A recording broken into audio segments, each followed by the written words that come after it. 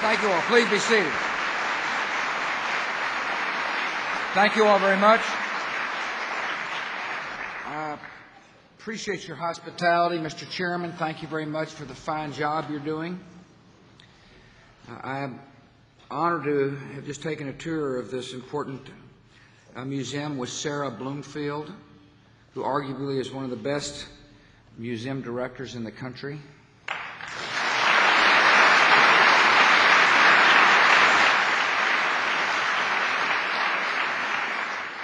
Particularly if you can put up with the board of directors that I've named.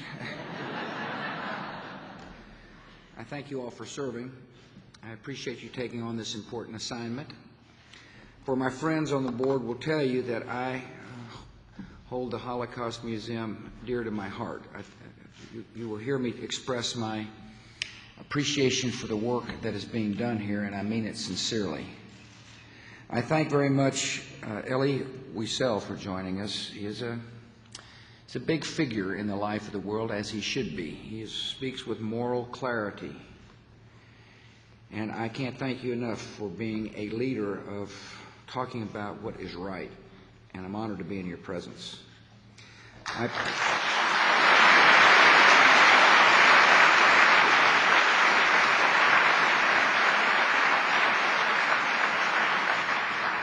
I'm traveling with some members of my administration, starting with the Secretary of State, Condoleezza Rice. Thank you for being here.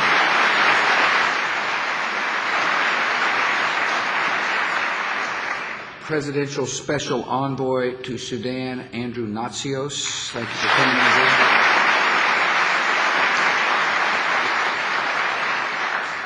And the newly minted, or newly sworn in, UN Ambassador Zal Khalilzad. Mr. Ambassador, thank you for coming.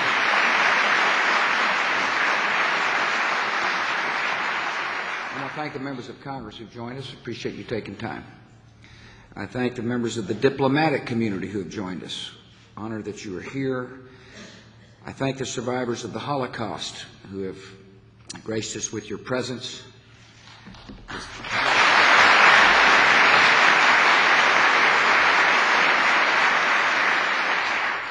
We meet at a time of sorrow for our nation. Our flags fly at half-mast in memory of 32 souls whose lives were taken at Virginia Tech on Monday morning. That day we saw horror, but we also saw quiet acts of courage. We saw this courage in a teacher named Libu Librescu.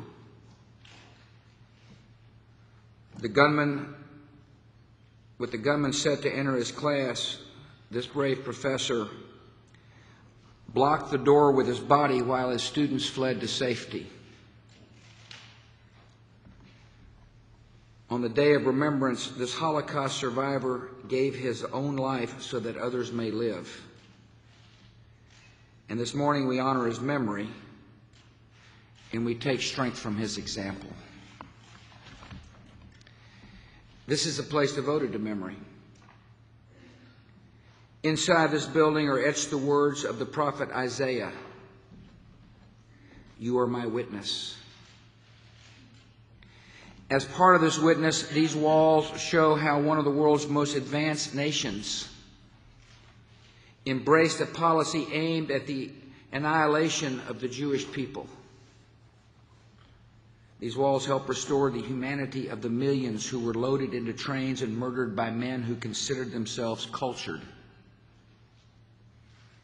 And these walls remind us that the Holocaust was not inevitable.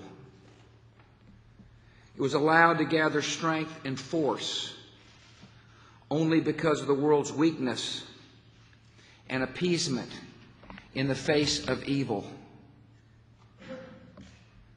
Today we call what happened genocide. But when the Holocaust started, this word did not yet exist. In a 1941 radio address, Churchill spoke of the horrors the Nazis were visiting on innocent civilians in Russia. He said, "We are in the presence of a crime without a name." It's an apt description of the evil that followed the swastika. Mankind had long experienced with savagery and slaughter before, yet in places such as Auschwitz and Dachau and Buchenwald, the world saw something new and terrible: the state-sanctioned extermination of a people, carried out with the chilling industrial efficiency of a so-called modern nation. Some may be tempted to ask, why have a museum dedicated to such a dark subject? The men and women who built this museum will tell you because evil is not just a chapter in history, it is a reality in the human heart. So this museum serves as a living reminder of what happens when good and decent people avert their eyes from hatred and murder. It honors those who died by serving as the conscience for those who live. And it reminds us that the words "never again" do not refer to the past. They refer to the future. You who are survivors know why the Holocaust must be taught to every generation. You who lost your families to the gas chambers of Europe, watch as Jewish cemeteries and synagogues across that continent are defaced and defiled. You who bear the tattoos of death camps, hear the leader of Iran declare that the Holocaust is a myth. You who have found refuge in a Jewish homeland, know that tyrants and terrorists have vowed to wipe it from the map. And you who have survived evil know that the only way to defeat it is to look it in the face and not back down. It is evil we're now seeing in Sudan, and we're not going to back down. For 22 years, Sudan was plagued by a civil war between the North and South that claimed more than 2 million lives.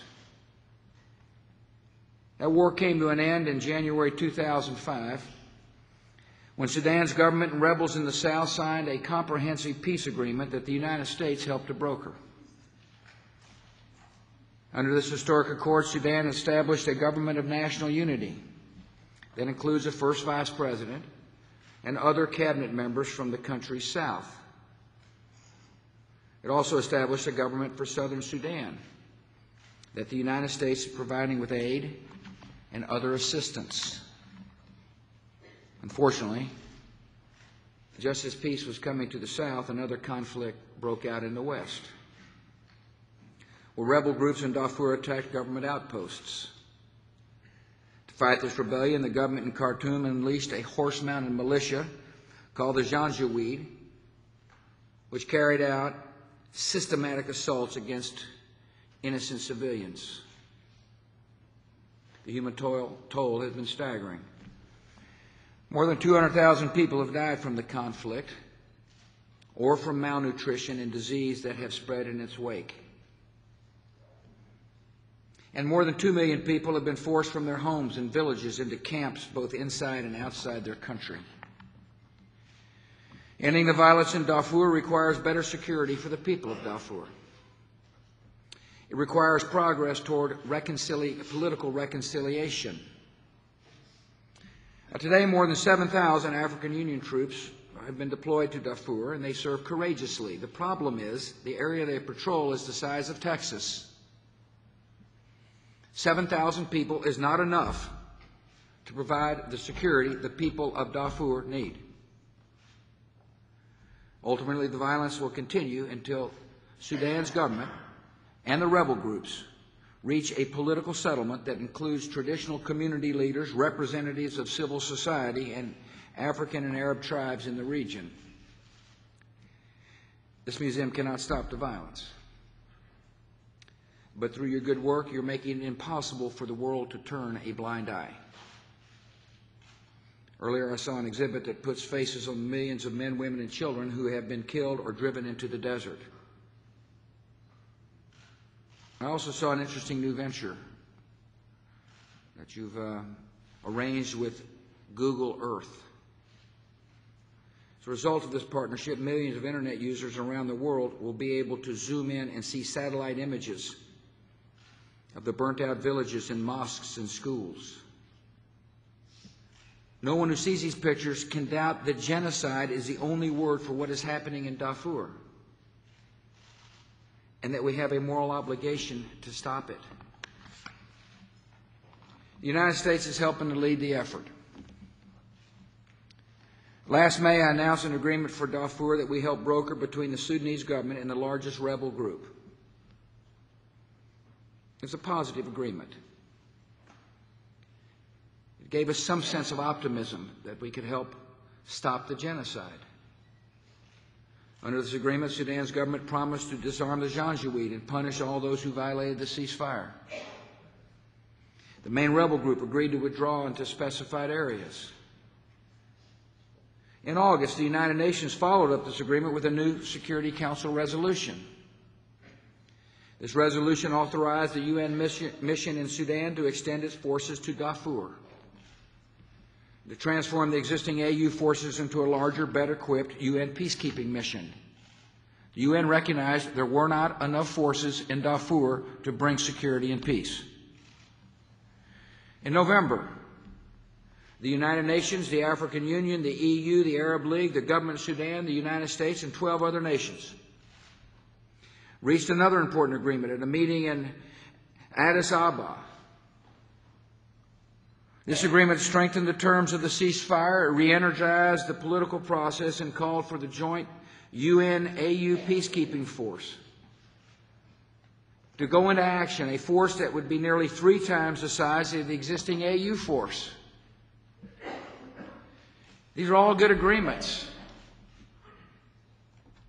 They represent a clear path to end the conflict. And if implemented, they would allow the people of Darfur to return home to their villages safely and begin to rebuild their lives in peace. Unfortunately, these agreements have been routinely violated. Sudan's government has moved arms to Darfur, conducted bombing raids on villages. They've used military vehicles and aircraft that are painted white, which makes them look like those deployed by humanitarian agencies and peacekeeping forces. Many rebel groups have also pursued violence instead of peace. The groups who have not signed on to last May's peace accord have splintered, and they're roaming the Darfur's countryside, pillaging and stealing at will. They've killed civilians. They've plundered vehicles and plundered supplies from international aid workers. They've added to the lawlessness. The government in Khartoum has been unable to control the problem. And they made it even worse last fall with a failed military campaign designed to crush the groups. While there's now a temporary lull in the fighting between the government and militias and rebel groups, millions of displaced people remain highly vulnerable to attack. The increased lawlessness and instability has made it difficult for aid workers to deliver relief to those who need it. Some organizations have been forced to evacuate their staff for safety reasons. Once again, the consequences are being borne by defenseless men, women, and children. That is the story being told here at the Holocaust Museum, and I appreciate what you're doing. Brutal treatment of innocent civilians in Darfur is unacceptable. It's unacceptable to me. It's unacceptable to the Americans. It's unacceptable to the United Nations. At least that's what they've said. The status quo must not continue. Just this week, Sudan's government reached an agreement with the United Nations to allow 3,000 UN troops and their equipment into the country to support the AU force. The world's heard these promises from Sudan before. President Bashir's record has been to promise cooperation while finding new ways to subvert and obstruct the UN's efforts to bring peace to his country. The time for promises is over. President Bashir must act. Secretary General of the United Nations, Ban Ki-moon, is now in discussions with President Bashir to get the government of Sudan to meet all its commitments. President Bashir should take the last chance by responding to the Secretary General's efforts and to meet the just demands of the international community. He must follow through on the deployment of the UN support forces. He must allow the deployment of the full joint UN-African Union peacekeeping force and take every necessary step to facilitate its deployment. He must end support for the Janjaweed. He must reach out to the rebel leaders and allow humanitarian aid to reach the people of Darfur. And he must stop his pattern of obstruction once and for all.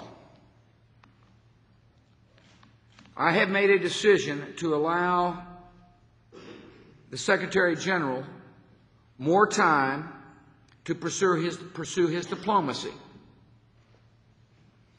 However, if President Bashir does not fulfill the steps I outlined above in a short period of time, my administration will take the following steps.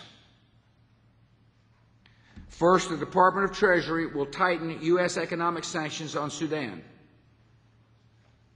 This new effort will allow the United States to enforce more aggressively existing sanctions against Sudan's government by blocking any of its dollar transactions within the U.S. financial system. As part of this effort, the Treasury Department will add 29 companies owned or controlled by the government of Sudan to its list of specially designated nationals. This designation will bar these companies from the U.S. financial system and make it a crime for U.S. American companies and individuals to willfully do business with them. Second, we will also target sanctions against individuals responsible for violence. These sanctions will isolate designated individuals by cutting them off from the U.S. financial system, preventing them from doing business with any American citizen or company, and calling the world's attention to their crimes. Third, I will direct the Secretary of State to prepare a new United Nations Security Council resolution. This resolution will apply new sanctions against the government of Sudan and against individuals found to be violating human rights or obstructing the peace process. It will impose an expanded embargo on arms sales to the government of Sudan. It will prohibit Sudan's government from conducting any offensive military flights over Darfur. It will strengthen our ability to monitor and report any violations. And in the next days, we will begin consulting with other Security Council members on the terms of such a resolution. If Sudan's obstruction continues despite these measures, we'll also consider other options. Last week, I sent Deputy Secretary of State Negroponte to the region. He informed Sudan's government and rebel groups that our patience is limited, that we care deeply about the human condition in Darfur, that it matters to the United States that people are suffering. I have spoken in the past about the need to end Sudan's use of military aircraft to attack innocent civilians. We're also looking at what steps the international community could take to deny Sudan's government the ability to fly its military aircraft over Darfur. And if we do not begin to see signs of good faith and commitments, we will hear calls for even sterner measures. The situation doesn't have to come to that. I urge the United Nations Security Council and the African Union and all members of the international community to stand behind the Addis Ababa framework and reject efforts to obstruct its implementation. The world needs to act. If President Bashir does not meet his obligations, the United States of America will act.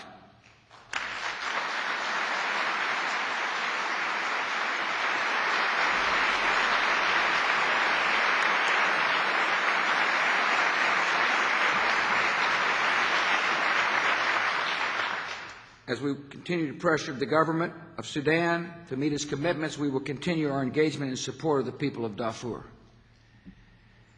My administration is increasing support for the Transitional Darfur Regional Authority. It's an interim authority designed to help the people of Darfur improve local government and build foundations for a healthy economy.